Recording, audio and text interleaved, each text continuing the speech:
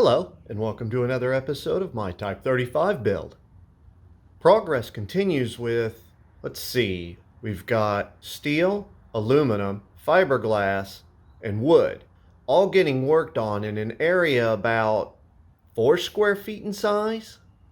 Let's start with, the wood.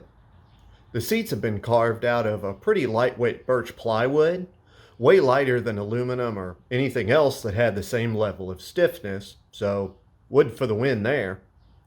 Plus, they'll give me an excellent substrate to attach the upholstery to when that time comes.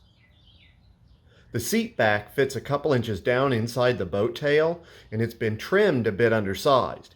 The bulkhead behind the seat was fitted to be as tight as possible because once it's bolted in, it's not moving. But the seat back, it does actually need to move. If you look around the top and sides, there's a gap. The backrest, the way it's designed, pivots to get in and out. A tight fit would make it taller than the body, so a little gap for movement, and it lays in real smooth. And when the upholstery's installed, it should take up the gap real nice. In fact, on the passenger side, you can look down and see at the bottom corner of the backrest, the bracket where the tab that's mounted to the rear of the seat back slots down into. Because you can't have just one, there's a matching bracket on the driver's side too. The brackets support the bottom of the seat back and are where the backrest pivots from. Kind of one of those simple but elegant solutions. Below the seat bases, which are made from the same 3/4 inch birch plywood, but with a perimeter frame holding them in place, again, light and simple, is the aluminum that was cut out to make the floor pan of the car. And if we pan forward, we get to the fiberglass. Or lack of it, actually, since the dash has now been completely removed. When I got the body, there was a one-piece fiberglass dash and firewall assembly bonded to the scuttle with a lot of fiberglass mat and adhesive. The ugly firewall section came out to fit the body to the frame, but the dash was left to keep the scuttle supported while it was removed and reinstalled more times than I can count. But now the time's come for the dash to go, since its newer, better replacement is going in the same place. Well, actually, it's going behind where the original dash was, because I wasn't a fan of how high and forward the dash was placed. And actually, if I zoom in, you can see where the dash had been glassed in.